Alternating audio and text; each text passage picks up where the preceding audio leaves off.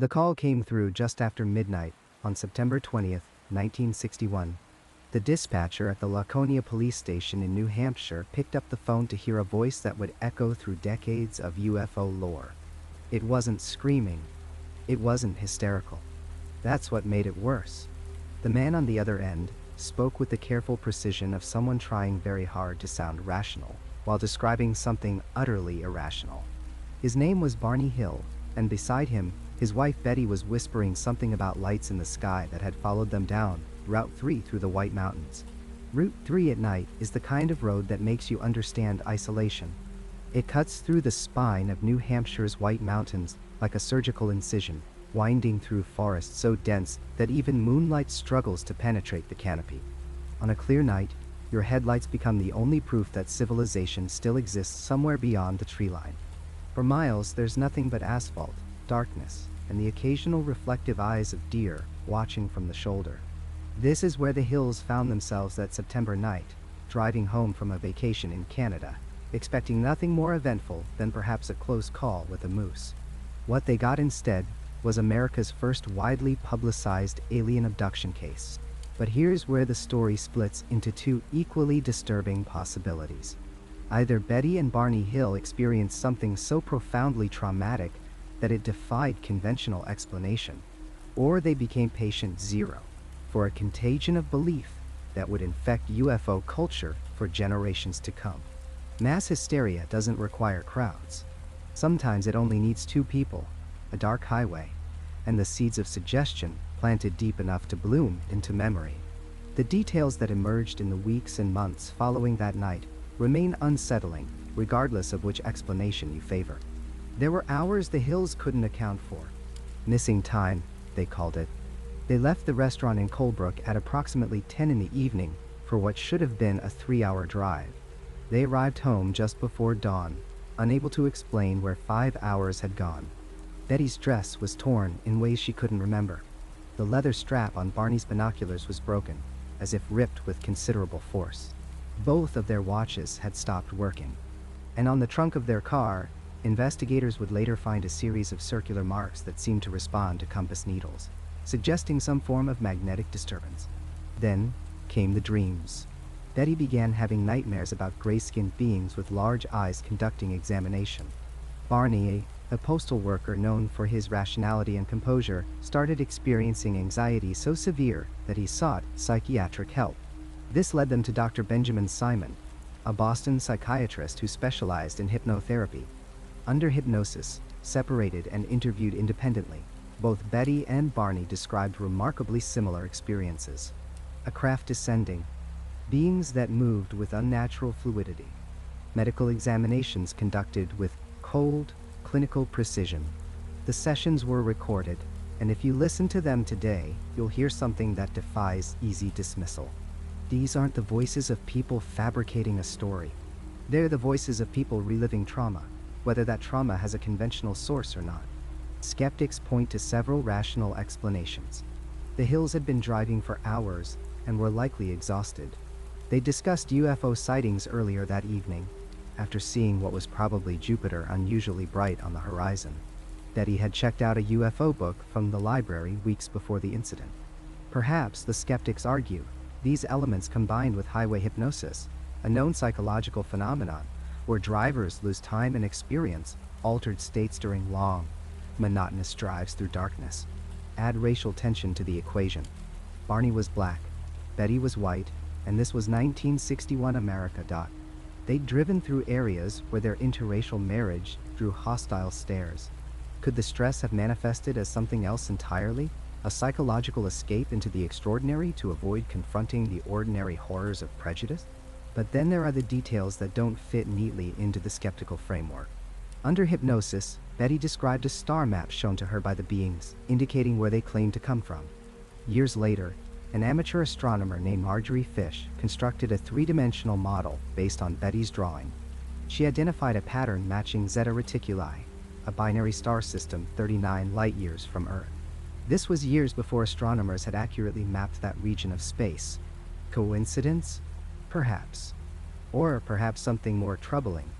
The physical evidence remains ambiguous, which is somehow more disturbing than if it were clearly fabricated or clearly genuine.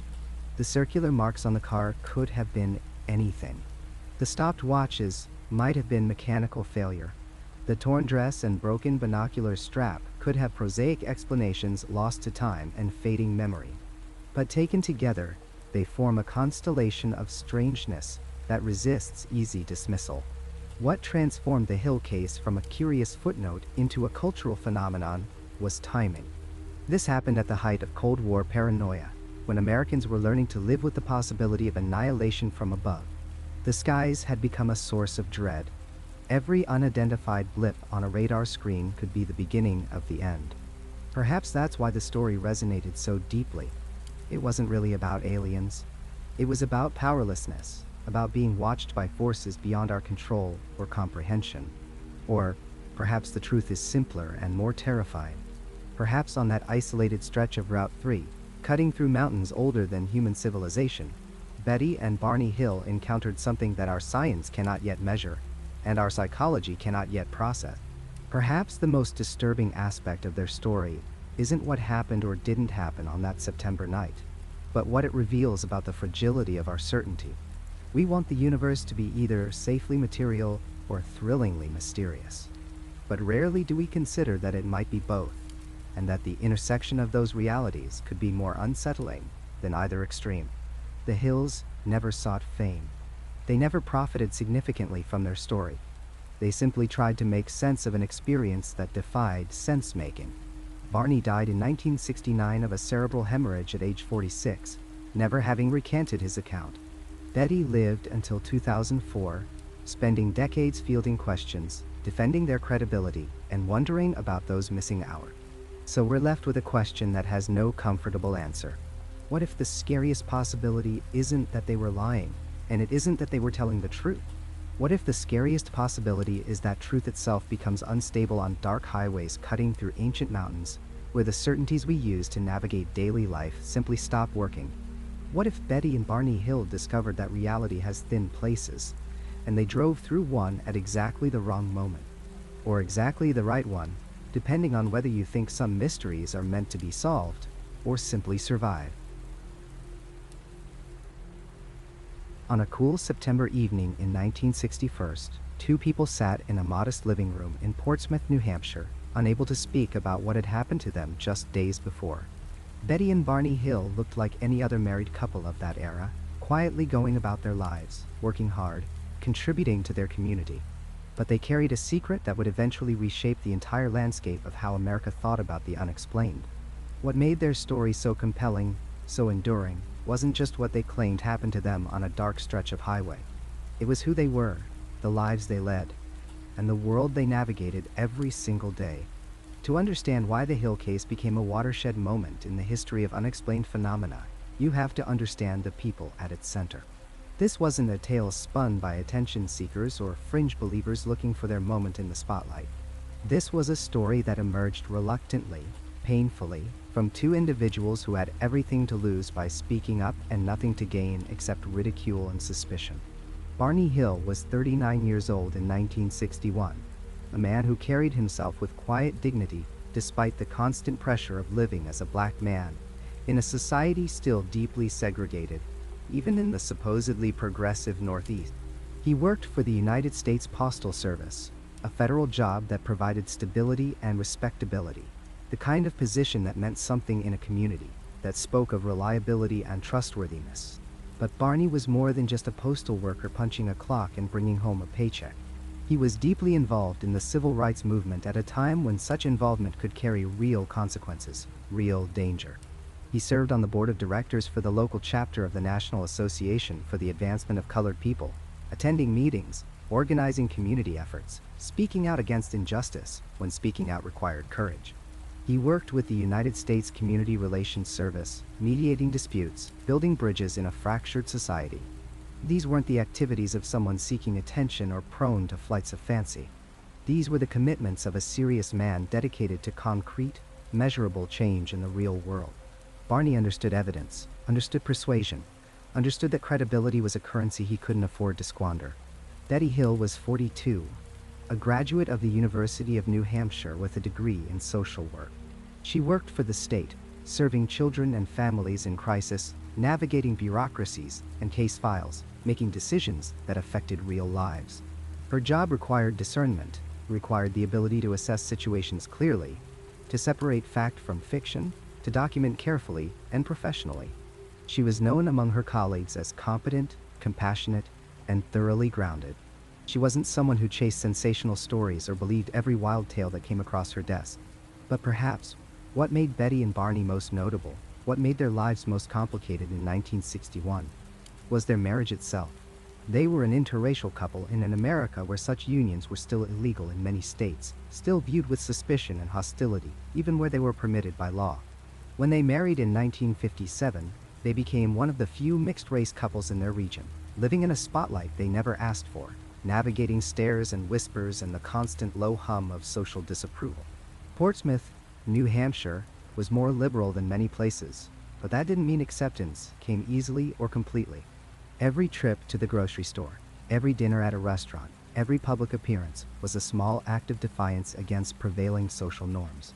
They had learned to carry themselves carefully, to avoid giving anyone ammunition to use against them, to maintain an impeccable reputation because anything less would be seized upon as proof that their marriage was somehow wrong, somehow dangerous to the social order.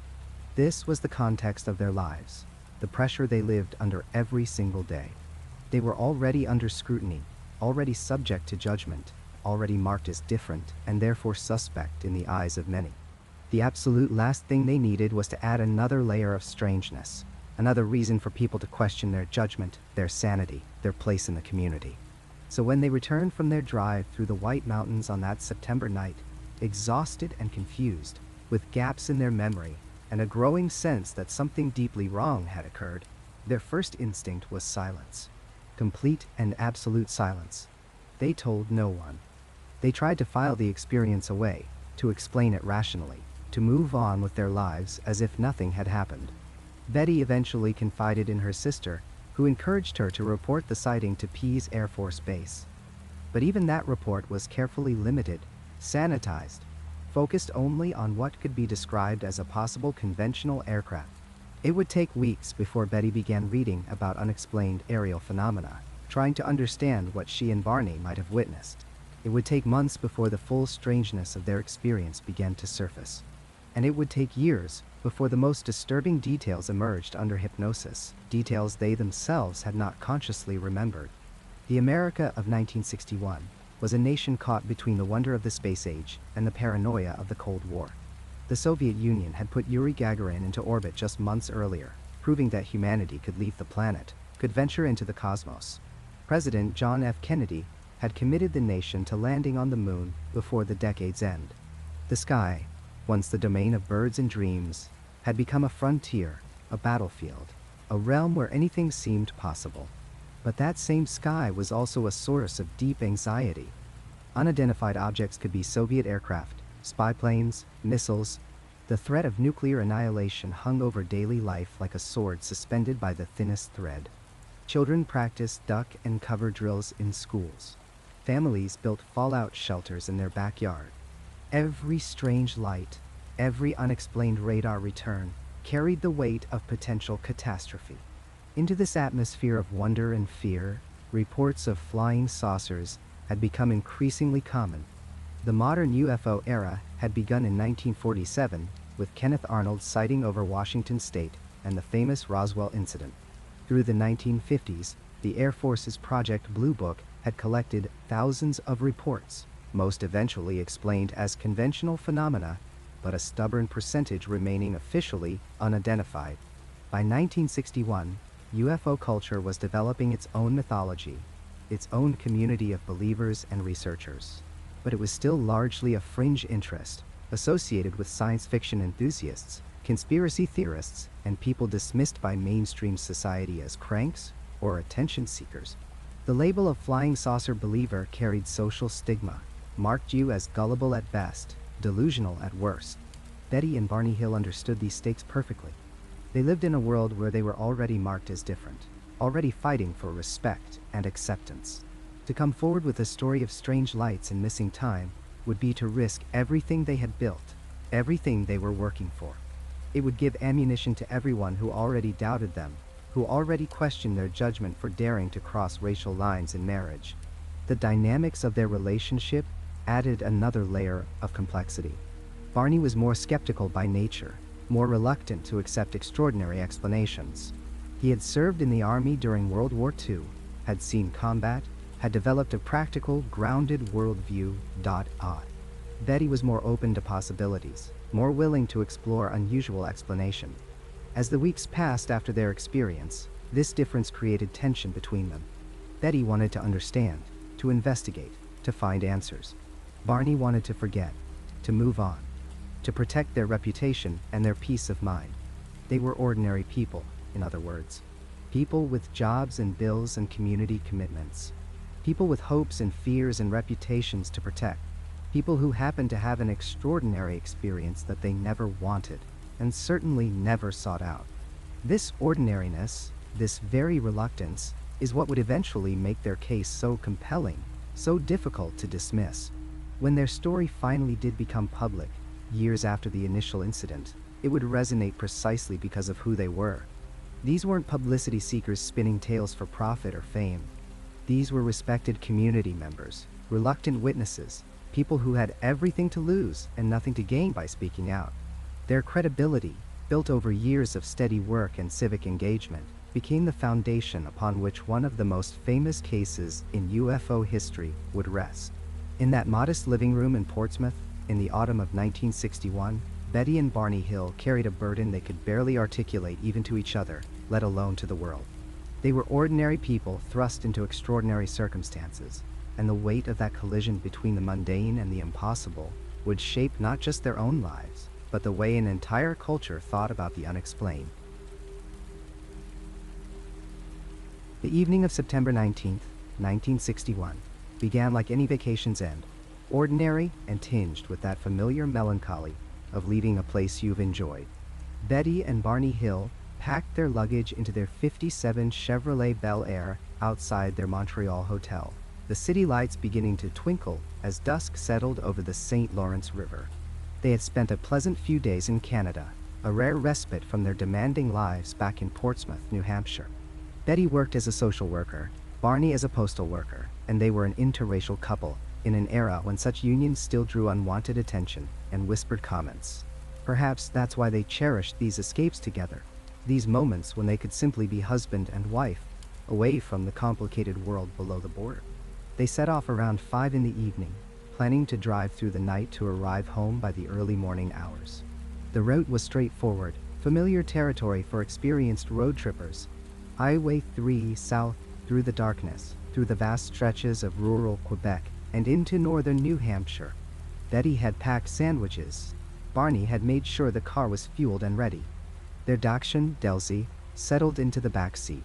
Everything was routine, predictable, safe. The first hours passed without incident.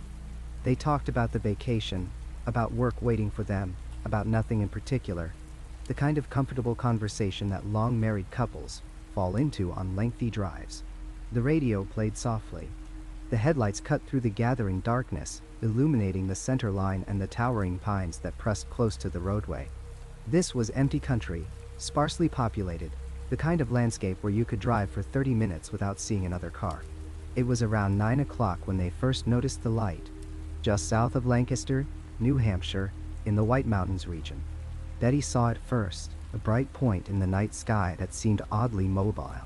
She pointed it out to Barney, who glanced up through the windshield and acknowledged it without much interest. A plane, probably. Or perhaps a satellite. After all, this was 1961. The space age was in full swing. Sputnik had been up there just a few years earlier.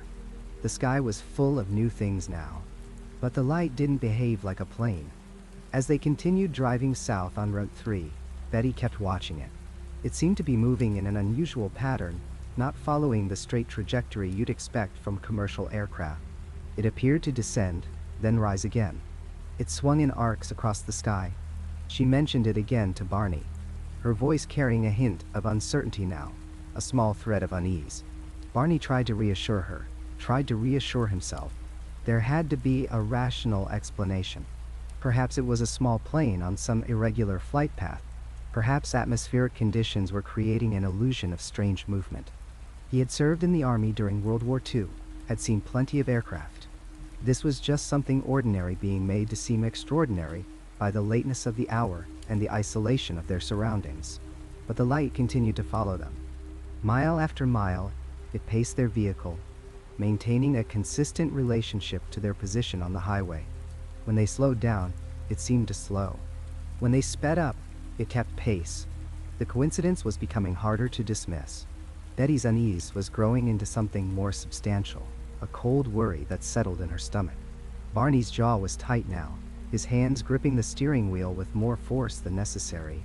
Near Indian Head, a desolate area of Route 3 with nothing but forest on either side, Barney made a decision that would change their lives forever. The light had descended lower, much lower, and was now clearly visible as more than just a bright point. It was a structured object. He could see that now even without stopping. Large, wide, silent, moving with a purpose that seemed directly connected to their car. He pulled over onto the shoulder, the gravel crunching under their tires. His heart was hammering, though he couldn't have articulated why. Some primal part of his brain was screaming warnings that his rational mind was still trying to suppress. He reached into the glove compartment and retrieved a pair of binoculars, 7-power lenses they had brought for sightseeing. Betty begged him not to get out of the car. She couldn't explain her terror, but it was absolute, overwhelming. Something was wrong. Something was deeply, fundamentally wrong. But Barney was already opening the door, stepping out onto the dark highway. He needed to know. He needed to identify this thing and restore order to a situation that was rapidly spiraling into chaos.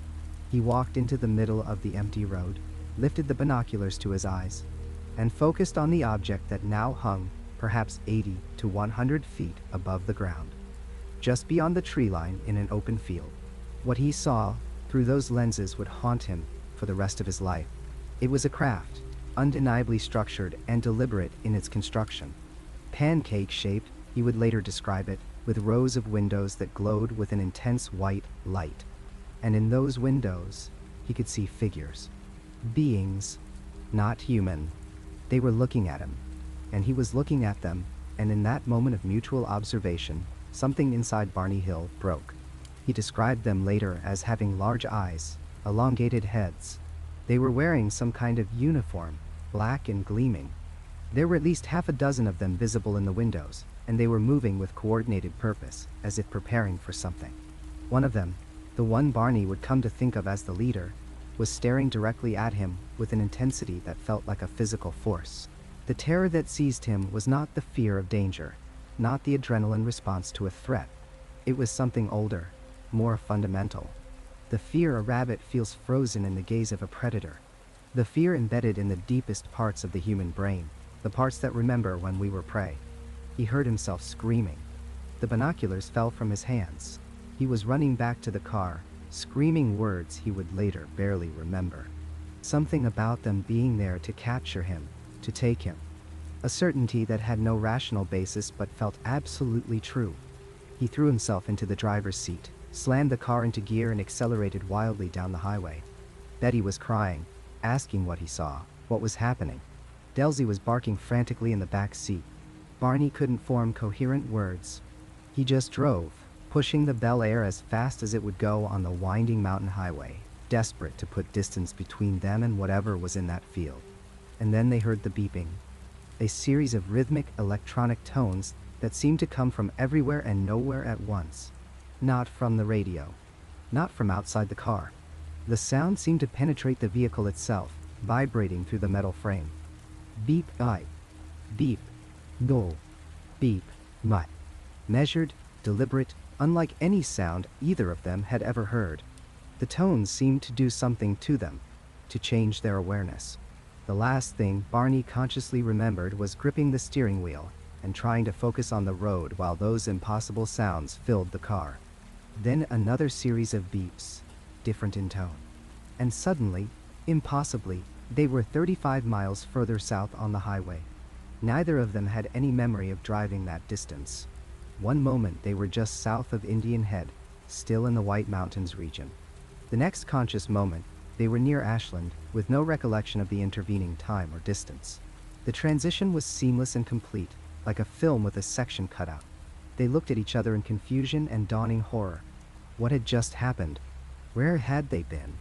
How had they traveled 35 miles without remembering a single moment of it? Barney drove the rest of the way home in a daze, his mind refusing to process what was clearly impossible. They arrived at their Portsmouth home just before 5 in the morning on September 20th. The drive should have taken roughly 6 hours from Montreal. It had taken nearly 10. 2 hours were simply missing, vanished as completely as if they had never existed. But as they stumbled into their house, exhausted and deeply shaken, they began to notice other things. Physical things. Evidence that something had happened during those missing hours. Barney's shoes were badly scuffed, the leather torn as if he had been dragged across rough ground. He had no memory of damaging them. Betty's dress was torn in a peculiar pattern, ripped along the hemline and up one side, the fabric showing what looked like a deliberate tear rather than a random snag. Stains marked the material, substances she couldn't identify. They undressed in silence, each discovering additional anomalies. Strange marks on their bodies, small circles and scratches that hadn't been there before. Barney found that his watch, a reliable timepiece, had stopped working. It would never run again. The next day, in the cold morning light, Barney walked out to examine the car. What he found made his blood run cold. On the trunk, arranged in a distinctive pattern, were several shiny, circular marks. They looked like polished spots, perfectly round, about 3 inches in diameter, arranged in a rough semicircle. When he brought a compass near them, the needle went haywire, spinning uselessly, unable to find magnetic north. Something had magnetized the metal of his car. Something powerful enough to permanently alter its electromagnetic properties. Betty bagged her dress carefully, some instinct telling her it was evidence of something important, even if she couldn't remember what. The tears were too precise, too patterned to be accidental. And the strange pink powder she found on it, a substance she had never seen before, seemed significant somehow. In the days that followed, they tried to resume normal life. They went to work. They walked the dog. They told no one what had happened, barely speaking of it even to each other. But the nightmares began almost immediately. Betty dreamed of being taken aboard some kind of craft, of medical examinations, of beings with large eyes and gray skin. The dreams were vivid, consistent, detailed beyond what normal dreams should be. Barney couldn't sleep without waking in terror, fragments of memories that felt real but couldn't be real flickering at the edges of his consciousness. The missing time haunted them. 2 hours erased. 35 miles traveled with no memory. Physical evidence on their bodies and car that something had happened. But what? Their minds refused to provide answers, as if some barrier had been erected between their conscious awareness and whatever had occurred during those vanished hours on a dark highway in the White Mountains of New Hampshire.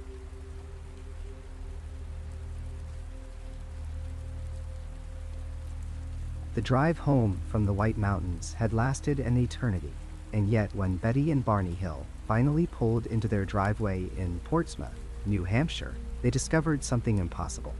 They had left the motel at a reasonable hour, taken a route they knew well, and somehow arrived home 2 hours later than they should have. 2 hours they could not account for. 2 hours that simply vanished from their lives. For the first week and a half, they tried desperately to push the strangeness away. They went about their daily routines with a kind of forced normalcy. Barney returned to his position at the post office, sorting mail with methodical precision. Betty continued her work as a social worker, helping families navigate their troubles, while her own mind churned with unanswered questions. They spoke little about that night on Route 3, as if silence might somehow seal away the mystery. But 10 days after their encounter, the nightmares began. Betty woke the first time with a scream caught in her throat, her nightgown soaked with perspiration. The dream had been so vivid, so utterly real, that for several moments she could not distinguish it from waking reality. She sat trembling in the darkness, listening to Barney's troubled breathing beside her, afraid to close her eyes again. The dream came back the next night, and the night after that. Night after night, the same sequence unfolded in her sleeping mind with documentary precision. She would find herself in a corridor, metallic and curved, illuminated by a sourceless light, that seemed to emanate from the very walls themselves. The air held a quality she could not name, something sterile and wrong, as if she had passed beyond the boundaries of Earth's atmosphere entirely. Her feet moved without her willing them to move, carrying her forward through the gleaming passage. Then she would enter the room.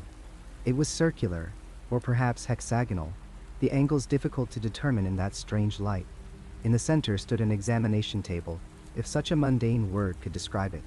The surface appeared to be covered with some kind of smooth material, neither quite metal nor quite plastic, something that seemed to adjust to body temperature on contact. Around the perimeter of the room stood equipment whose purpose she could only guess at, devices with no earthly analog. But it was the figures that dominated her nightmares. Beings that stood between 4 and 5 feet tall, with disproportionately large heads and enormous eyes that wrapped partially around the sides of their faces.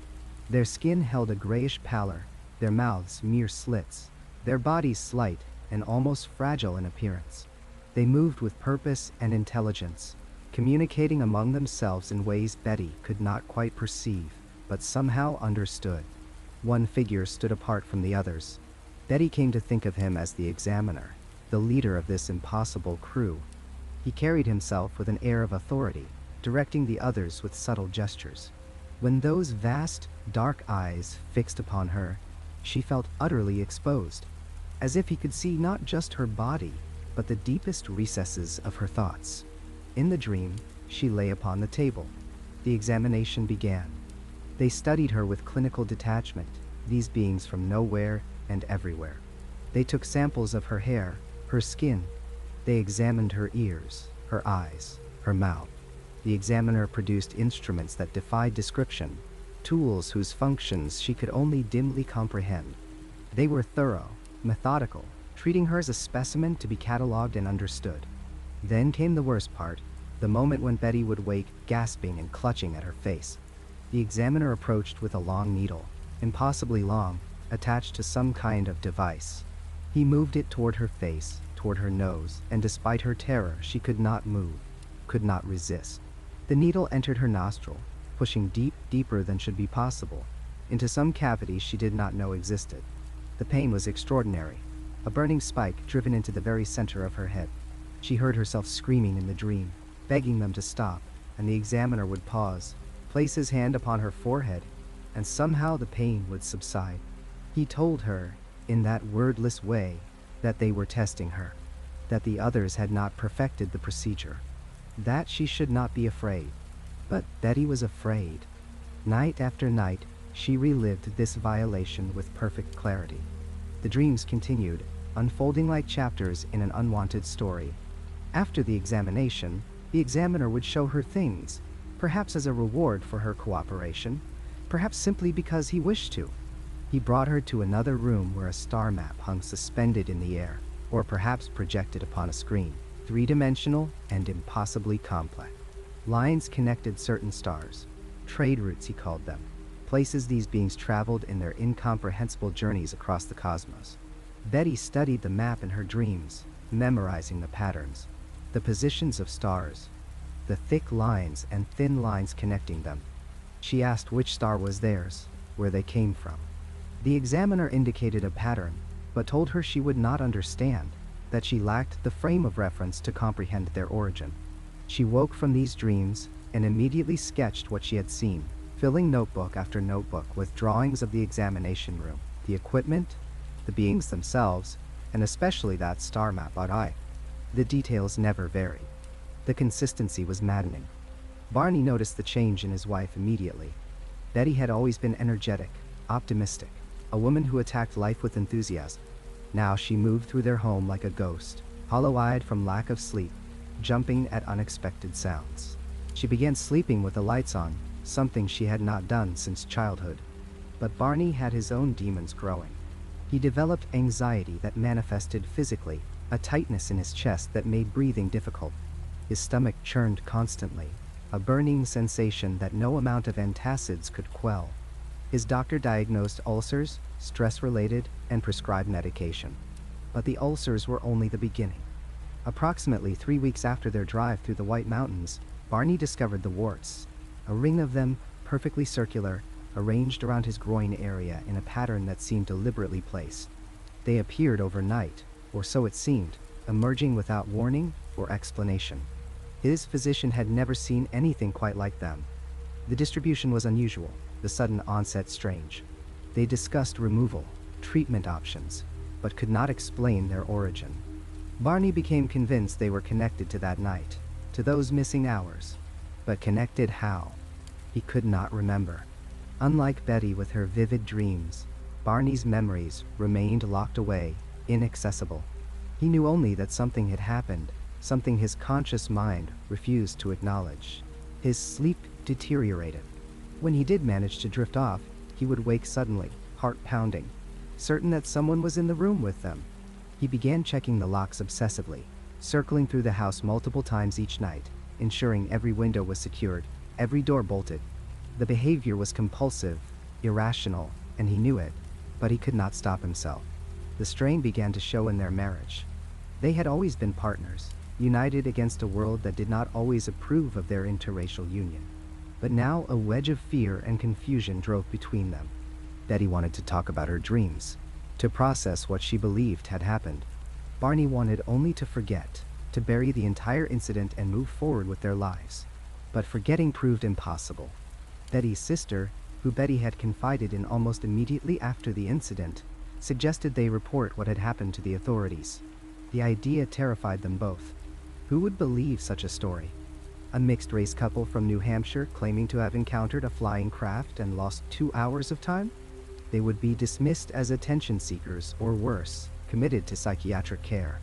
Yet the nightmares continued, and the physical symptoms worsened, and finally, 3 weeks after their encounter, Betty made a phone call. Pease Air Force Base sat just outside Portsmouth, a strategic air command installation accustomed to reports of unusual aerial phenomena. Betty contacted Major Paul Henderson, explaining in carefully measured terms what they had witnessed. To her surprise, Henderson took her seriously, or at least appeared to. He listened to their account, asked detailed questions about the craft's appearance, its movements, the location of the sighting. He seemed particularly interested in the object's behavior, the way it had followed their car. The Air Force opened a file. Project Blue Book, the official government investigation into unidentified flying objects, logged their report. But the military could offer no explanation, no comfort, no solution to the mystery of those missing hours. Henderson thanked them for their report and suggested they move on with their lives. But moving on was impossible. The nightmares intensified. Betty began to dread sleep itself, fighting to stay awake until exhaustion overwhelmed her. She lost weight, her hands developing a constant tremor. Barney's ulcers worsened despite treatment, and he developed high blood pressure that required medication. They were falling apart, their lives unraveling thread by thread. They confided in friends, carefully selected friends they trusted. Some listened with sympathy. Others grew distant, uncomfortable with the strangeness of the claims. Betty and Barney found themselves increasingly isolated, trapped with knowledge they could not share, haunted by experiences they could not explain. Months passed. The nightmares did not fade, but instead became more detailed, more elaborate. Betty's notebooks filled with sketches and descriptions. She drew the beings over and over, refining the details with each iteration. She reproduced the star map from memory, certain that it represented real celestial coordinates, if only someone could interpret them. By early 1962, more than a year after their encounter, they had reached a breaking point. The psychological toll was undeniable. Barney had developed a heart condition. Betty swung between manic periods of research and deep depressions. They were losing themselves, drowning in an experience they could neither understand nor escape. It was their church community that finally provided a lifeline. Someone suggested they speak with a psychiatrist, not because they were crazy, but because trauma, whatever its source, required professional treatment. The recommendation led them to Dr. Benjamin Simon, a Boston neuropsychiatrist with an impressive reputation and, crucially, an open mind. Dr. Simon specialized in hypnotherapy, using it to treat combat veterans suffering from what was then called battle fatigue. He approached the Hills case with professional skepticism, but genuine curiosity. He did not immediately dismiss their story, nor did he accept it without question. Instead, He proposed a course of treatment that might help them recover their memories of that night, and perhaps more importantly, help them process the psychological aftermath. Betty and Barney agreed, desperate for any relief from the torment that had consumed their lives. They did not know if they were losing their minds, if they had experienced something genuinely anomalous, or if some strange combination of circumstances had created false memories and psychosomatic symptoms. They knew only that they needed help. As they sat in Dr. Simon's office for their first session, both felt a mixture of hope and terror. What memories lay hidden in those missing hours? What had happened on that dark road through the White Mountains? Were they prepared to know the truth, whatever it might be? The journey into their buried memories was about to begin, and nothing in their lives would ever be the same again. The office was ordinary, almost disappointingly so. Second floor of a brownstone in Boston, where Dr. Benjamin Simon maintained his psychiatric practice. Classical furniture, leather chairs, medical diplomas framed on cream-colored walls. Nothing about this space suggested it would become the setting for one of the most controversial investigations in the history of alleged alien contact. But on a cold afternoon in January of 1964, Betty and Barney Hill walked through that door carrying a burden of fear that had fractured their lives, and Dr. Simon prepared to excavate whatever lay buried in their minds. Benjamin Simon was not a man predisposed to believe in flying saucers or extraterrestrial visitors. At 57 years old, he had built his reputation on careful, methodical psychiatric work. During World War II, he had pioneered the use of hypnotic regression to treat soldiers suffering from what they then called combat fatigue, what we now understand as post-traumatic stress disorder. He knew trauma. He knew how the human mind could fracture under pressure, how memories could be suppressed, distorted, or entirely fabricated as a defense mechanism. When John Fuller, the journalist who would later write the book that made the Hills famous, suggested they see Dr. Simon, the psychiatrist agreed to take the case, but with pronounced skepticism. He would later write that he accepted the Hills as patients not because he believed in their story, but because he recognized genuine psychological distress that needed treatment. The protocol he established was deliberate, clinical, designed to prevent any contamination of their testimony. Betty and Barney would never be hypnotized together, never be allowed to discuss what emerged during their separate sessions. Dr. Simon would see Barney one week, Betty the next, meticulously recording every session on reel-to-reel tape. The sounds captured on those tapes would become legendary, not for what they revealed about extraterrestrial life, but for the raw, unfiltered terror they contained. The sessions were not interviews. They were excavations of trauma so profound that even decades later, those who have heard the recordings describe them as among the most disturbing audio documents they have ever encountered. Barney went first. Dr. Simon induced a trance state and guided him back to that September night in 1961, back to the empty highway, back to the moment when the usual world fell away. The change in Barney's voice on the tapes is immediate and striking. The composed, articulate postal worker disappears. What emerges is something primal, something unguarded. As Dr. Simon guided him through the experience, Barney's breathing quickened. His voice rose. And then, as he described being taken from the car, he began to scream. Not the theatrical screams of an actor, but the raw animal sounds of a man reliving absolute terror. He screamed about eyes, eyes that filled his vision, eyes that held him paralyzed, eyes that pulled him into darkness. Between the screams, he gasped words. They were taking him. He could not resist. He could not move. His legs did not work. They were carrying him. He was trying to keep his eyes closed, but the eyes, those enormous eyes, would not let him. Dr. Simon had heard many disturbing things in his career, had listened to soldiers relive combat horrors, but even he was shaken. Multiple times during that first session, he brought Barney out of hypnosis because the distress was too intense, too physiologically dangerous. Barney's heart rate had spiked. He was sweating, trembling. This was not the behavior of someone recounting a dream or a fantasy. This was the behavior of someone trapped in a memory of genuine trauma. And yet, Dr. Simon reminded himself, trauma could be generated by the mind itself. A nightmare experienced with sufficient intensity could produce these same physical responses. Under hypnosis, Barney described being taken into a structured, craft, He described a corridor, bright light, a room with an examining table. He described beings around him, figures smaller than human height, with grayish skin and disproportionately large heads. Their eyes dominated their faces, enormous and slanted, without the whites that human eyes possess, just darkness that seemed to extend beyond what should be possible. He could not look away from those eyes.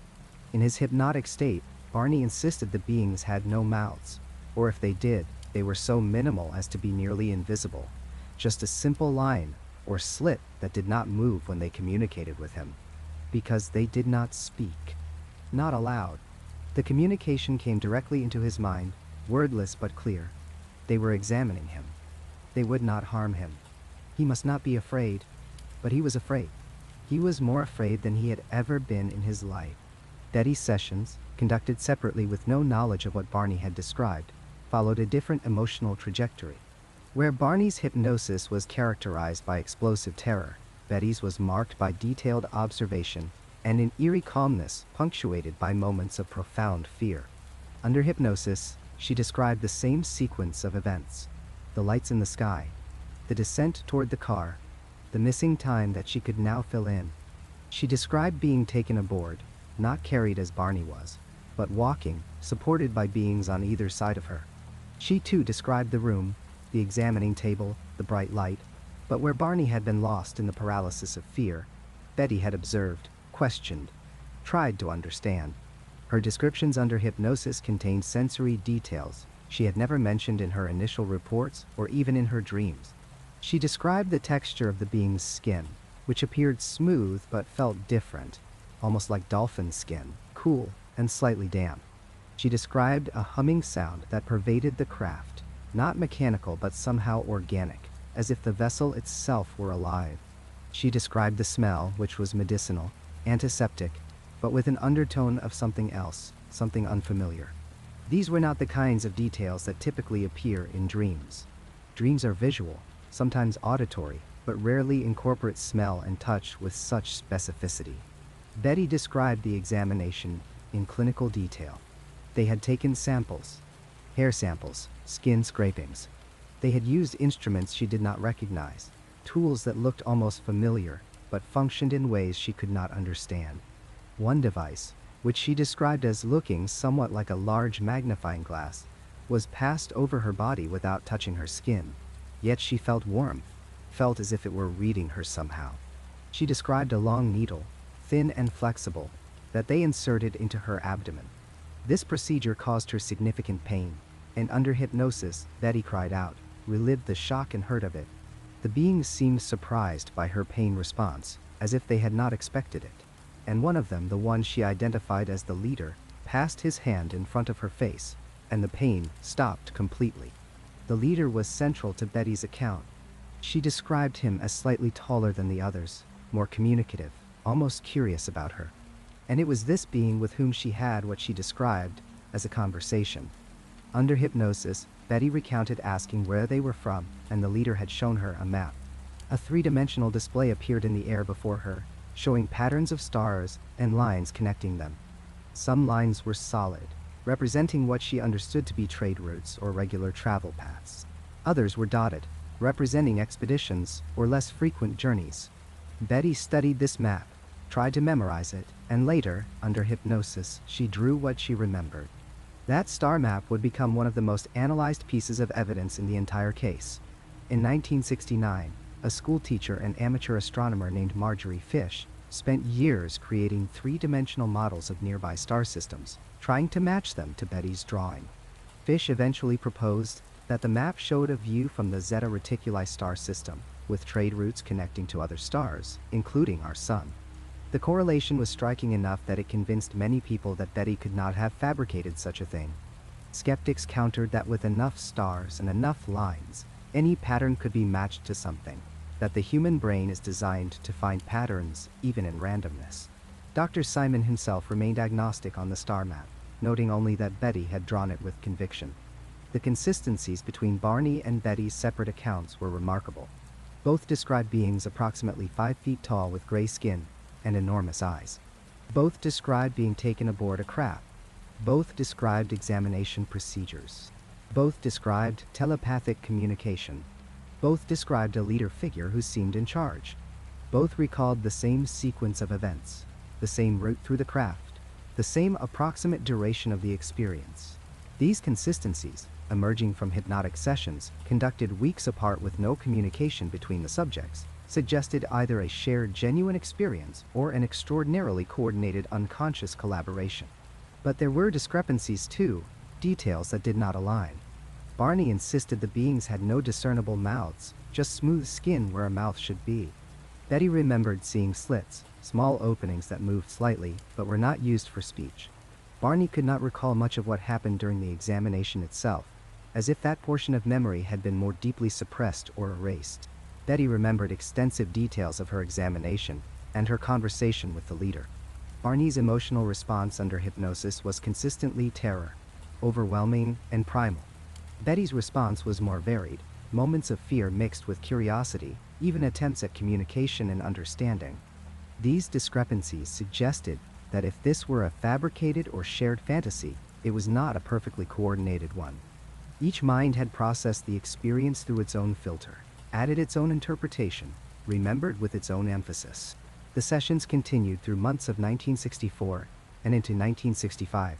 More than 6 months of weekly hypnosis, hundreds of hours of recorded material. Dr. Simon probed, questioned, looked for inconsistencies, for signs of fabrication or suggestion. He was particularly concerned about Betty's dreams, which had preceded the hypnotic sessions. Could Barney have unconsciously absorbed Betty's dream narratives, even though he claimed to have avoided discussing them in detail?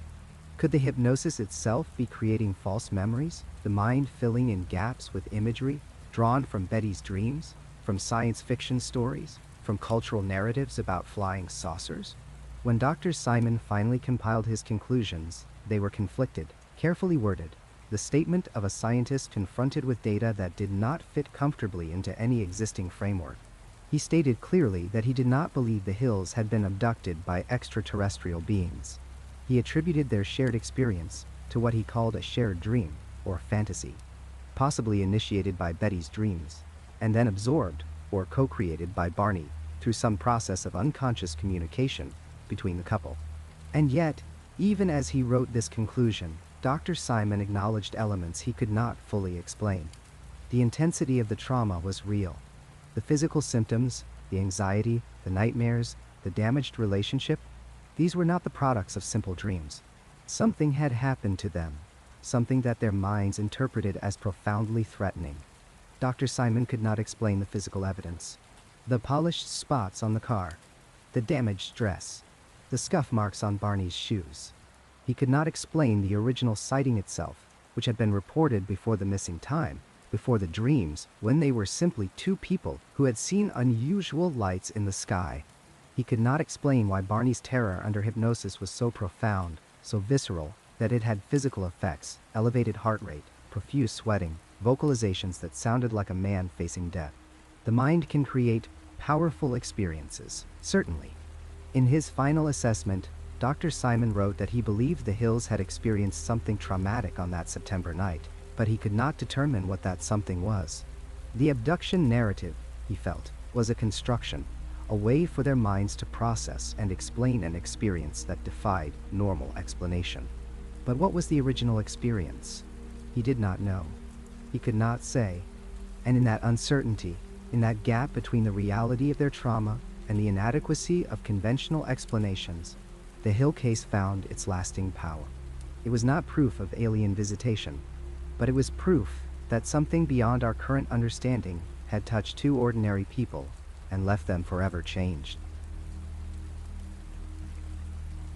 In 1964, while lying on a psychiatrist's couch in Portsmouth, New Hampshire, Betty Hill drew something that would consume the next decade of one woman's life. Under hypnosis, with her eyes closed, Betty sketched a map she claimed to have seen aboard an extraterrestrial craft.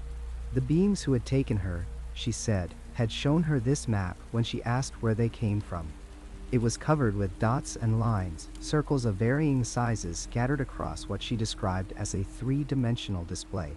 Thick lines connected some of the dots, thinner lines connected others. When Betty opened her eyes and looked at what she had drawn on paper, She could only offer a flat representation of what she insisted had been a spatial, holographic image hovering in the air before her. The map languished in files and fringe publications for 5 years. Most people who encountered it saw nothing more than random dots on a page, a Rorschach test of the cosmos. It could have represented anything or nothing at all. But in 1969, a copy of Betty's map found its way to Marjorie Fish, a 41-year-old elementary school teacher in Oak Harbor, Ohio, who had a passionate hobby in amateur astronomy. What Marjorie saw in those scattered dots ignited something between curiosity and compulsion.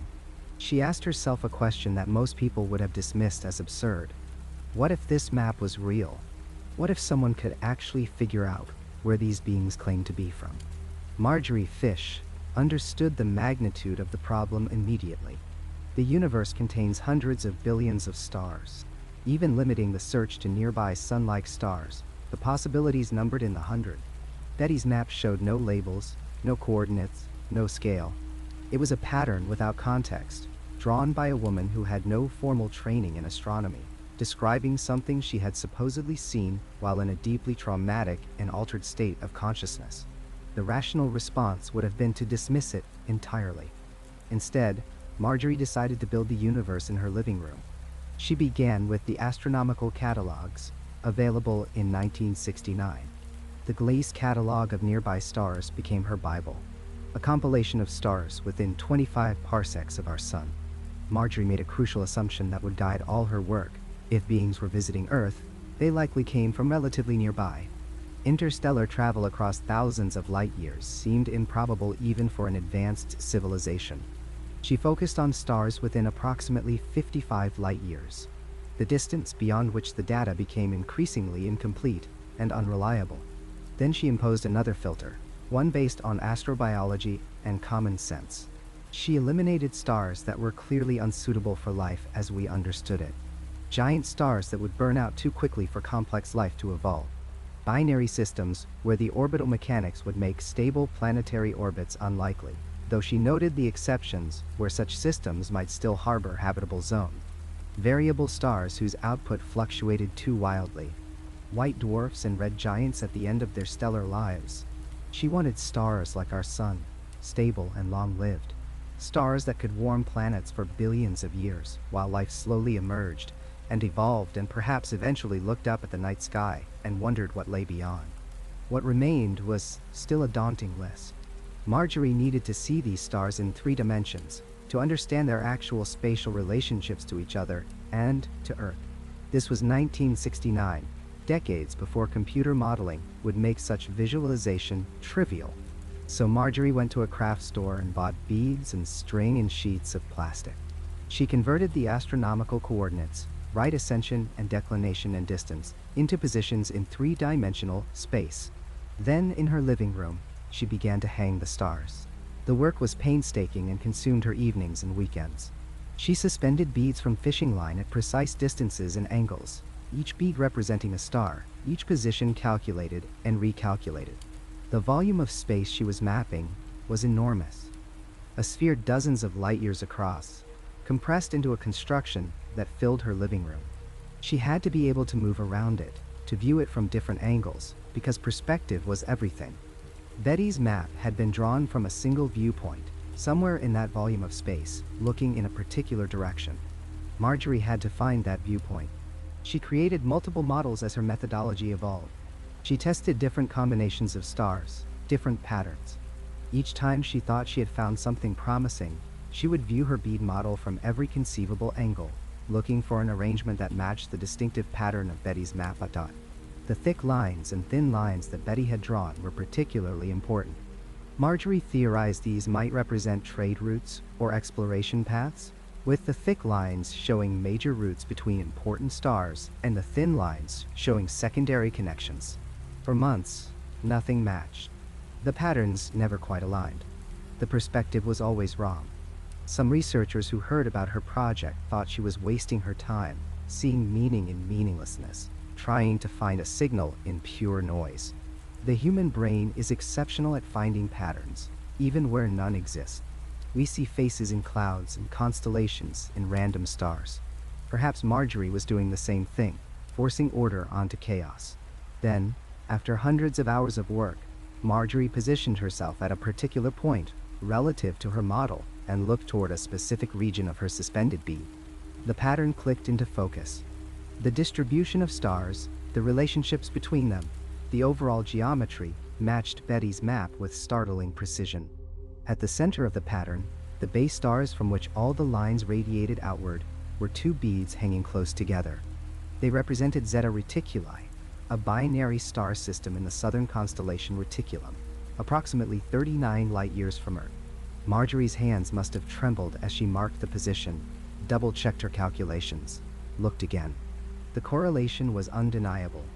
Zeta Reticuli 1 and 2, a pair of sun-like stars separated by several 100 billion miles, orbiting their common center of gravity. Both were spectral class G stars, yellow like our sun, stable and ancient. From Earth, they appeared as a single dim star, invisible to the naked eye. But from the viewpoint Marjorie had found in her model, looking back toward Earth and the surrounding stellar neighborhood, the pattern of stars matched what Betty Hill had drawn 5 years earlier. Marjorie published her findings in 1974 in Astronomy magazine, a respected publication that gave her work mainstream exposure. The article included her methodology, her star catalogs, and the eerie side-by-side comparison of Betty's map and her model's prediction.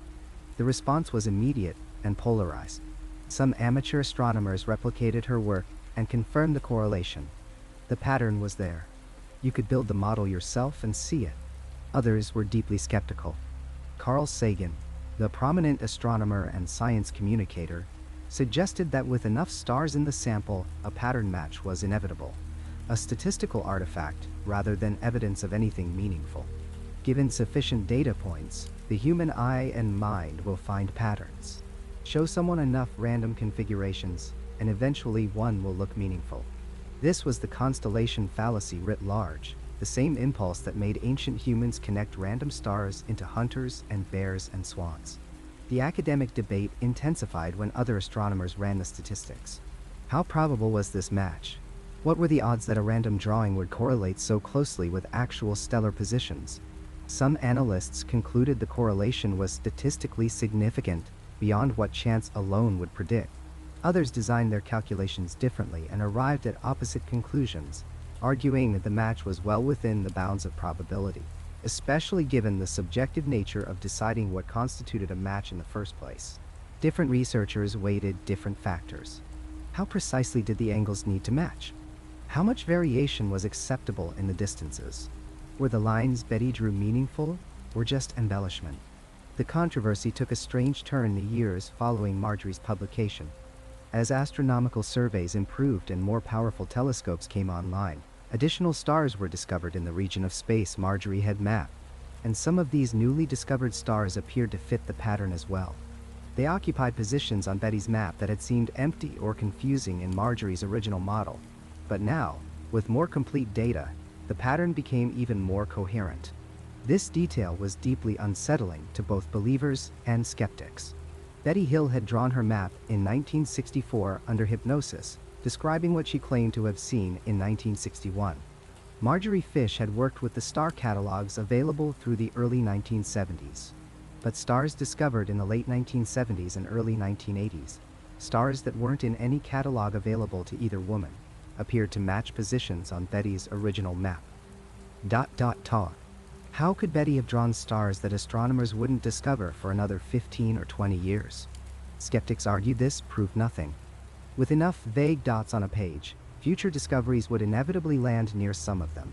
The map was imprecise, hand-drawn, interpreted through hypnosis and trauma. Of course, some later discoveries would seem to fit. It was confirmation bias, seeing hits and ignoring misses. And hypnosis itself was unreliable, known to create false memories rather than recover real ones. Betty might have been drawing something her subconscious invented, a confabulation that coincidentally resembled real stellar geography, but others found this explanation increasingly strained. The pattern was specific, the perspective was consistent, and the additions from later astronomical discoveries didn't just randomly fall near existing points.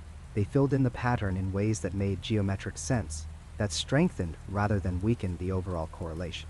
Marjorie Fish continued her work for years, refining her models as new data emerged, defending her methodology against critics, always insisting she was simply following the evidence wherever it led. She never claimed absolute proof. She acknowledged the uncertainties and the legitimate questions. But she also maintained that dismissing the correlation as pure coincidence required its own kind of faith, a determination to deny what the models showed because accepting it would be too disturbing. The Zeta Reticuli connection entered UFO lore and popular culture. It became the default answer to the question of where they came from, repeated in books and documentaries and science fiction. Steven Spielberg's film Close Encounters of the Third Kind, released in 1977, featured scientists using star maps to locate the origin of visiting craft. The imagery deliberately echoed Betty Hill's map and Marjorie Fish's obsessive research. Astronomers continued to study the Zeta Reticuli system itself. Both stars remained candidates for hosting habitable planets, though none were confirmed. The stars were older than our Sun, which meant any civilization arising there would have had additional billions of years to develop. The system's position relative to Earth meant that radio signals traveling at light speed would take 39 years to traverse the distance. A civilization there, if it existed, would see Earth as it was 39 years in the past. We would see them as they were 39 years ago. Any communication would require patience measured in human lifetimes. The debate never reached resolution. No definitive proof emerged that Betty's map showed real stellar geography. No definitive proof emerged that it didn't. The correlation stood, strange and provocative, explained by some as coincidence and by others as something far more profound. Marjorie Fish died in 2013, having spent more than 4 decades thinking about those suspended beads in her living room, that moment when the pattern aligned, that glimpse of something that might have been truth or might have been the universe's most elaborate accident. She never stopped wondering which it was. The wolves were circling now, hungry for blood. For years, the scientific establishment had watched the Hill case with growing disdain, and by the mid-1960s, the counterattack began in earnest. What emerged was not a gentle skepticism, but a full-throated assault on every aspect of Betty and Barney Hill's story, an intellectual dismantling that would leave no stone unturned and no claim unexamined. Philip Klass led the charge with the confidence of a man holding a smoking gun. Klass, an aviation journalist and dedicated debunker of UFO phenomena, presented what he considered the death blow to the Hill narrative. The object they had been chasing, the brilliant light that seemed to pace their vehicle through the White Mountains, was nothing more than Jupiter. The planet had been exceptionally bright that September evening in 1961, hanging in the eastern sky exactly where the Hills reported seeing their mysterious craft. Klass walked through the timeline meticulously, showing how Jupiter's position matched their descriptions, how its brightness would have created exactly the kind of compelling visual stimulus that could trigger a cascade of misperceptions in 2 already anxious travelers on a lonely mountain road. But Klass didn't stop there. He dug deeper, uncovering what he believed was the true genesis of their alien encounter narrative. An episode of the science fiction television series The Outer Limits had aired, featuring gray-skinned beings with large wraparound eyes, creatures that bore an uncanny resemblance to the entities Betty and Barney described under hypnosis. The detail that Barney specifically mentioned, the eyes, those haunting, oversized eyes that seemed to peer into his very soul, matched the alien design from the television show with disturbing precision. Klass presented this as evidence of contamination, proof that the Hills had unconsciously incorporated fictional elements into what they believed were recovered memories. The problem, critics of Klass quickly pointed out, was that the episode aired in 1964, years after the Hills' initial experience, and even after their first hypnosis sessions had begun. Klass dismissed this inconvenience, suggesting that the television show had somehow infiltrated their later recollections, reshaping and refining the narrative over time through the malleable process of repeated hypnotic regression. The psychological establishment brought its own arsenal of explanations, each one designed to chip away at the supernatural elements of the case. Sleep paralysis became a popular theory among researchers. This neurological phenomenon, where the body remains paralyzed during the transition between sleep and wakefulness, while the mind becomes partially conscious, creates vivid hallucinations that feel absolutely real to the experiencer. Victims report feeling pressure on their chest, seeing shadowy figures, experiencing a sense of dread and helplessness. The parallels to alien abduction narratives are striking and undeniable. Could Barney and Betty have experienced a shared episode of sleep paralysis, perhaps pulling over in exhaustion and falling into a twilight state that generated matching hallucinations? The theory had appeal, a neat medical explanation for an otherwise inexplicable event. Then came the false memory theorists, armed with decades of research into how the human mind constructs, deconstructs, and reconstructs the past. Elizabeth Loftus and other memory researchers had demonstrated repeatedly how easily memories could be implanted, altered, or entirely fabricated through suggestion, leading questions, and the passage of time. The hypnosis sessions conducted by Dr. Benjamin Simon became a focal point of this critique. Hypnosis, the skeptics argued, was not a truth serum that unlocked hidden memories, but rather a suggestive state that made subjects highly vulnerable to creating false narratives that felt authentic. The Hills had undergone multiple sessions, each one potentially building upon the last, creating an elaborate fiction that both of them came to believe with absolute conviction. The fact that their stories contained discrepancies, that details shifted and evolved over time, was presented as evidence of fabrication rather than genuine recall. But perhaps the most provocative theory came from sociologists and cultural critics examining the case through the lens of 1960s America. Betty Hill was white. Barney Hill was black. Their marriage existed in a time and place where interracial unions were still illegal in many states, where crossing racial boundaries brought social ostracism, whispered condemnation, and sometimes violence. Some theorists propose that the abduction narrative was a psychological manifestation of the immense stress created by their interracial marriage. The alien beings became projections of the otherness they represented to society, the invasive examinations a metaphor for how their relationship was constantly scrutinized, judged, and dissected by a hostile culture. The missing time represented the erasure of their legitimacy as a couple, the void where social acceptance should have been.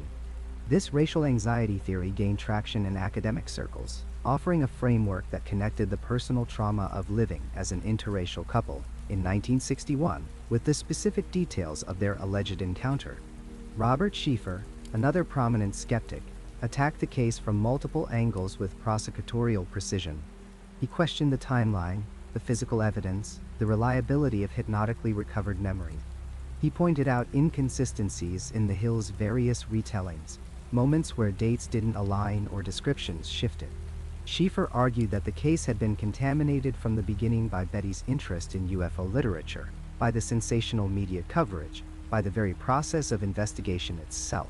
Each interview, each hypnosis session, each public appearance had added another layer of distortion to whatever kernel of truth might exist at the center of their experience. The Hills, in Schieffer's analysis, had become trapped in a narrative of their own making, unable or unwilling to separate genuine memory from constructed fiction. The psychological community's general response was dismissive, bordering on contemptuous. The consensus held that the Hills were not liars or hoaxers, but rather sincere individuals who had experienced something genuine, something traumatic, and had then processed that experience through the distorting lens of cultural anxiety, sleep deprivation, and suggestive therapeutic techniques. The case became a cautionary tale in psychology textbooks, an example of how memory works and how easily it can be led astray. Professional journals published papers using the Hill case to illustrate the dangers of hypnotic regression therapy and the malleability of human recall. The weight of this skeptical assault was crushing. By any conventional standard, the case should have been closed, filed away as an interesting example of how ordinary people can come to believe extraordinary things through a combination of natural phenomena, psychological stress, and cultural influences. The scientific community had spoken. The case was solved. Except it wasn't. Because for all the elegant theories and confident explanations, troubling details refused to fit into the skeptics' neat frameworks. The physical evidence remained stubbornly unexplained. The dress Betty wore that night showed unusual pink powder residue that defied easy analysis. The shoes she had on were scuffed and damaged in patterns inconsistent with normal wear. The car, that dusty Chevrolet Bel Air, bore circular marks on its trunk that affected a compass held near them, causing the needle to spin wildly. Skeptics dismissed these as coincidental, as normal wear and tear that the Hills had reinterpreted through the lens of their experience. But researchers who examined the evidence firsthand were not so certain. Then there was Pease Air Force Base. According to documents that would surface years later, radar operators at the base had tracked an unidentified object in the White Mountains region on the night of September 19th to 20th, 1961. The object moved in ways that defied conventional aircraft capabilities, appearing and disappearing, making impossible turns, traveling at speeds that should have torn any known aircraft apart. The official Air Force response was studied silence, neither confirming nor denying the significance of what their equipment had recorded. When pressed, officials suggested equipment malfunction or misidentification of known aircraft. But the radar operators themselves, speaking privately to researchers, told a different story. They had tracked something that night, something that matched the time frame and location of the Hills' encounter with unsettling precision.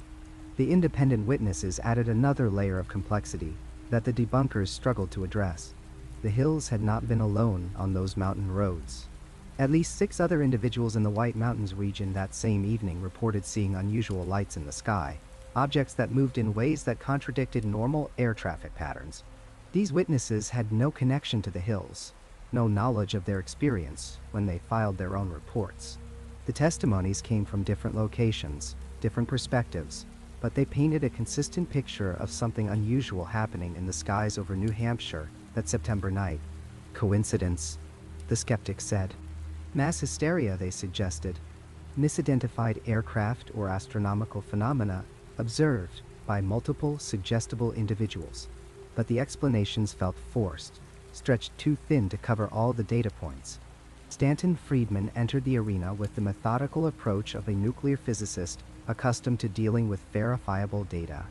Friedman had worked on classified aerospace projects, understood radar systems, knew the capabilities and limitations of 1960s aircraft technology. When he examined the Hill case, he did so without the predetermined conclusions that marked both the true believers and the hardened skeptics. What he found troubled him deeply. The case was messy, yes, filled with contradictions and uncertainties. But it was also far more complex than the simple explanation suggested. The radar confirmations, the independent witnesses, the physical evidence, the specific technical details that Betty and Barney reported under hypnosis, details about the craft's interior that matched no existing aircraft or popular science fiction of the era. Friedman didn't claim to have all the answers, but he argued forcefully that the dismissals were premature, based more on ideological commitment to materialist explanations than on careful analysis of all available evidence. Other researchers joined Friedman in pushing back against the scientific consensus.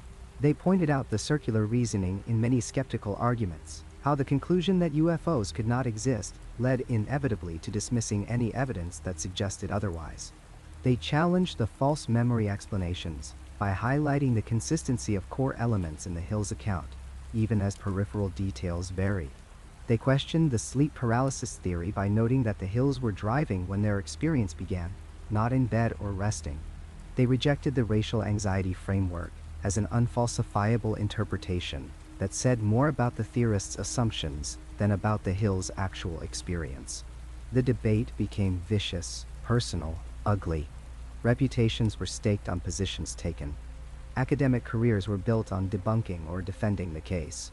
The Hills themselves, caught in the middle of this intellectual war, found their lives dissected by strangers with competing agendas. Betty grew more convinced over time that something genuinely anomalous had happened, eventually becoming a UFO researcher herself. Barney, until his early death in 1969 at the age of 46 from a cerebral hemorrhage, remained more ambivalent, still searching for answers to questions that seem to have no good solutions. What remains, decades later, is not clarity but deepening mystery. For every skeptical explanation, there exists an unexplained element that doesn't quite fit. For every piece of compelling evidence, there exists a plausible alternative interpretation. The case sits in an uncomfortable middle space, too substantial to dismiss entirely, too ambiguous to confirm definitively. The radar data is real, documented in official records. The independent witnesses filed genuine reports. The physical marks on the car and the Hill's bodies were photographed and examined.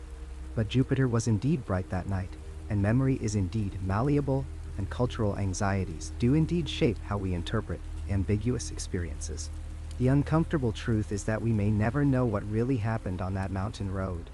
Both sides, believers and skeptics alike, claim victory while standing on shifting ground. The evidence pulls in multiple directions simultaneously, refusing to resolve into the clean narrative that either camp demands. And perhaps that irresolution, that fundamental uncertainty, is the most unsettling aspect of all. Because if we cannot determine what happened in this most investigated, most analyzed, most debated case of alleged alien contact, how can we hope to understand anything that falls outside the boundaries of ordinary experience? The Betty and Barney Hill case forces us to confront the limits of human knowledge and the terrifying possibility that some questions may have no answers at all. On September 19, 1961, two people drove down a dark New Hampshire road and experienced something that would fundamentally alter how humanity thinks about the possibility of extraterrestrial contact.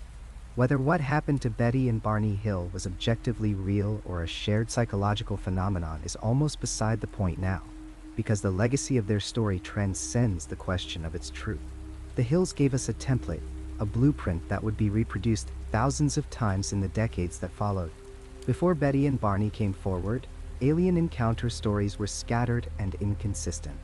Witnesses described everything from Nordic-looking beings to mechanical robots, from tall entities to small creatures, from friendly contactees sharing messages of peace to more sinister abductions. But after the Hill case entered public consciousness through John Fuller's book, The Interrupted Journey in 1966, something remarkable happened. The details began to standardize. Gray skin, large, wraparound, black eyes, small stature, clinical medical examinations performed with cold precision, missing time, memory gaps, and always, that sense of powerlessness in the face of something utterly beyond human control.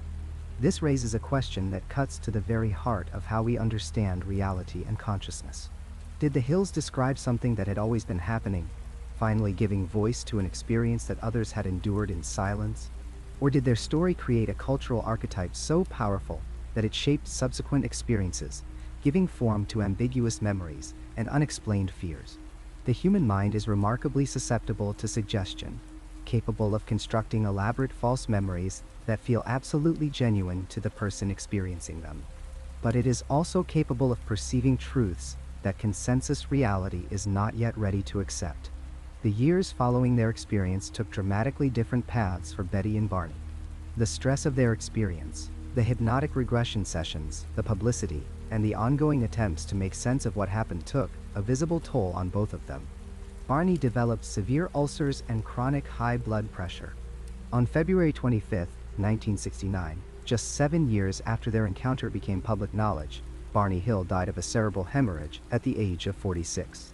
He was gone before he could see how profoundly their story would influence the culture's understanding of alien contact. He died still searching for answers, still trying to reconcile his memories with his rational understanding of the world. Betty, meanwhile, took a different path entirely. She became deeply involved in UFO research, joining organizations, attending conferences, and most significantly, claiming numerous additional sightings. She reported seeing UFOs with increasing frequency, sometimes multiple times per week. She would drive to specific locations where she believed UFO activity was common, armed with cameras and binoculars. Many of these subsequent sightings were later identified as ordinary aircraft or celestial objects. This enthusiasm, while understandable from someone who believed she had experienced something extraordinary, ultimately damaged her credibility in the eyes of many researchers. Even those who found the original Hill case compelling began to distance themselves from Betty's later claims. The woman who had once been a reluctant witness, dragged into the spotlight by circumstances beyond her control, had become what skeptics dismissively called a true believer, someone who saw what she wanted to see in the night sky. Even Dr. Benjamin Simon, the psychiatrist who had conducted the hypnotic regression sessions that revealed the abduction narrative, remained uncertain until his death. Simon had always maintained a careful professional distance from declaring what had actually happened to the Hills. He believed they had experienced something traumatic, something real to them, but he never fully endorsed the extraterrestrial explanation. According to those close to him, on his deathbed, Dr. Simon admitted that he never truly understood what had happened to Betty and Barney Hill. Here was a man trained in the complexities of the human mind, someone who had spent hours in their memories, mapping the landscape of their experience, and even he could not reach a definitive conclusion. His uncertainty should give us pause. If the expert closest to the case could not solve it, what hope do we have of reaching certainty decades later? And that is the haunting reality we must confront. We will never know the truth about what happened on that September night in 1961. Both of the primary witnesses are gone. The evidence, such as it was, remains ambiguous. The physical traces that Betty reported, including damage to her dress and unusual marks on the car, were never conclusively analyzed by independent scientists. The star map Betty drew under hypnosis, which some claimed matched real stellar configurations unknown at the time, has been disputed by astronomers. Every piece of evidence has been examined and re-examined, interpreted and reinterpreted, but nothing has emerged that compels unanimous acceptance. What remains is a choice between two explanations, and both require us to accept something profoundly unsettling about the nature of reality. The first possibility is that we are being visited and studied by a non-human intelligence, that somewhere in the cosmos, beings with technology far beyond our comprehension have found us, and for reasons we cannot fathom, they are conducting examinations of human subjects. This means we are not alone in the universe, but it also means we are not in control. It means that at any moment, on any dark road, we might be taken against our will by something we cannot resist or understand. It means our planet may be something like a nature preserve or a laboratory, with humanity as the specimens under observation. It challenges our sense of sovereignty over our own lives and our own world. The second possibility is equally disturbing in its own way. It suggests that the human mind possesses capabilities we barely understand, that consciousness can generate experiences so vivid, so detailed, and so physically manifested that they become indistinguishable from objective reality. If two people can independently develop the same false memory through nothing more than shared anxiety and the power of suggestion, what does that say about the reliability of our perceptions? If our minds can convince us so thoroughly of something that never happened, creating physical symptoms and lasting trauma, then how can we trust anything we experience? This explanation saves us from cosmic horror, but replaces it with an existential one. It means we are trapped in skulls full of unreliable narrators, never quite certain whether what we remember actually occurred. Consider which possibility disturbs you more deeply. Is it worse to imagine that we share the universe with beings who see us as subjects for study, who can override our will and our memory, who operate according to motivations we cannot comprehend? Or is it more terrifying to accept that your own mind might construct entire realities, complete with sensory details and emotional weight, that have no existence outside your consciousness? Both explanations strip away comforting certainties. Both force us to acknowledge that reality might be far stranger and more precarious than we would like to believe. The Hill case endures not because it was proven or disproven, but because it crystallized a fear that resonates across cultures and generations. Whether that fear comes from genuine contact with the unknown or from something deep within the architecture of human consciousness, it remains powerful. On dark roads across the world, people still report missing time. They still describe gray beings with large eyes. They still wake with unexplained marks and fragmentary memories of examination tables and invasive procedures. Are they all experiencing the same objective reality that Betty and Barney encountered? Or are they all drawing from the same cultural well, their minds shaping ambiguous experiences into a familiar narrative? We are left with the question that has no answer, the mystery that refuses resolution. And perhaps that is the most unsettling truth of all. Not knowing which reality we inhabit, uncertain whether to look to the stars or into the depths of our own minds for explanation. The Hill case gave us a story, but it could not give us certainty. It opened a door that cannot be closed, asked a question that cannot be silenced. Somewhere between the concrete facts of that September night and the fantastic narrative that emerged under hypnosis lies a truth we may never fully grasp. And in that uncertainty, in that space between explanations, the real horror takes root and grows. Which possibility terrifies you more?